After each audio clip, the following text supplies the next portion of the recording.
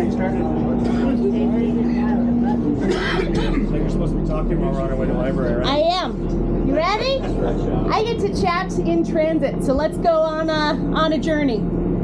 It is the fall of 1889, and the wind is whistling through the Gassman Coulee, which causes all the crews to stop in their tracks. They end up calling for their families, and they collect all their supplies over the winter, but some of them stay. And so as if overnight, as if by magic, the city of Minot is born.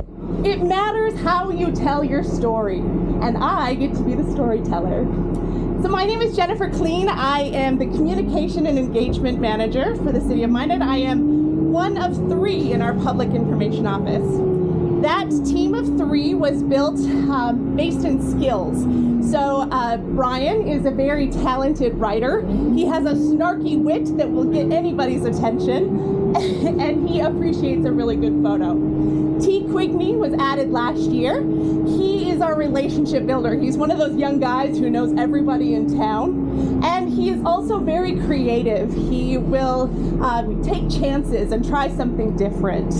Myself, you'll always see me with a camera in hand. Video is my favorite medium. So among the 3 of us, we create the voice for the city of Minot. So we were asked to talk about our 3 questions. So what did you do with last year's budget? We added T. So 3 reasons that position, the addition of that position was important.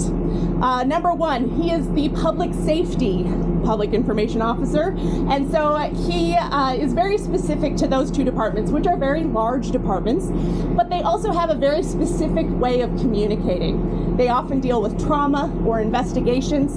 They need to trust the person that is telling their story. So by T spending time with the public safety department, he's able to build that relationship with them, and they trust that their story is going to be told appropriately. Number 2, it's important that he's in the public information office, because I would imagine, this is before my time, but I would imagine that those are press release heavy departments as well. Police and fire probably took up a good portion of our writers' time just sending out those press releases. So that frees up Brian's time to lend his creativity to a different department. Most recently, he's taken interest in the Public Works Department, which they have no shortage of things going on, and so he goes over and spends time at the superintendent meetings, and he's able to tell those stories and just kind of have a finger on that pulse and make sure that we're representing them appropriately as well. Number 3, it's important that he's in our office and not in the police department, because the 3 of us together create the voice of Minot. We are one voice, one brand. So by spending time together, we know what to expect of each other. Myself, I'm always going to lean toward gratitude and kindness and sunshine and butterflies. Brian tends to be a little bit more snarky, and he's going to get your attention if there's something important that you need to know. And T is going to be a little more on the creative side. So we've been working with Mr. Hurinka up front there, trying something different and trying to drive those ridership numbers here. And so T suggested that maybe we go a route that's kind of like Thomas the Train. So it's just something different that we can flesh out. So together we create this team that will promote the voice of Minot. So what are we doing with this year's budget? My predecessor advocated for a mirrorless Canon R3. It's a gorgeous camera. Pay attention to the depth of field in our photos. It's beautiful, and it goes out every day, so thank you very much. Next year's budget, I'm still brand new, and I don't know what I don't know. So there's not a ton that I'm asking for. I will say that I have a very healthy personal collection of action cameras that are very well loved when they come into the office, and it wouldn't be a bad idea to build that action camera collection for our public information office. I think it can be built one at a time. They're $300 a pop. I think that would be a great way to do that. Also, we've always wanted a drone. I'm not opposed to a second-hand one if you know of anybody. But those are kind of the things that we're looking at for next year. But together we get to make stories, and anytime that we can help you out, please let us know. Any questions?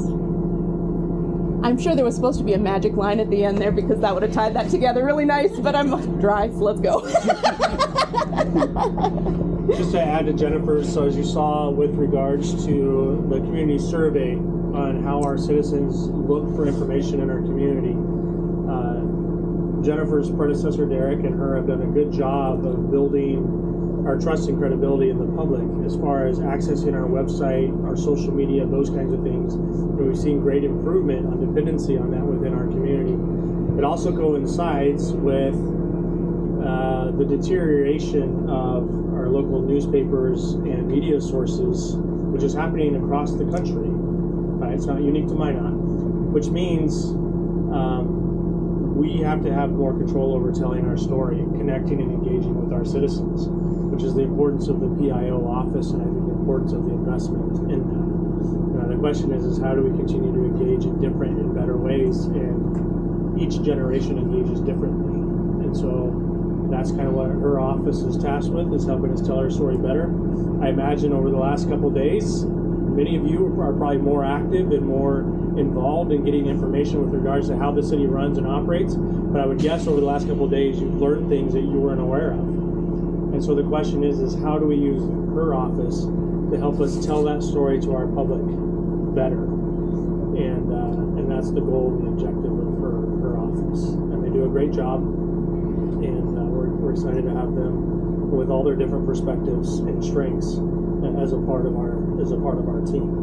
So, but as the community becomes less and less dependent on the traditional forms of media, we have to be there to use what's currently being used, but also be prepared to adapt for the future for whatever's next in helping us engage and do that. So, In reference to the survey from 2021 to 23, we were at 23% for social media satisfaction. In 2021, we are at 47% now. I don't know if you spent a lot of time with the survey, but there are not many positive changes, which we can have coffee about later. But that dramatic of a positive change is impressive. I can't take the credit for that. That was definitely my predecessor, but it's evidence of a well-supported public information office, so I appreciate you. all right. No other questions, we'll go talk library.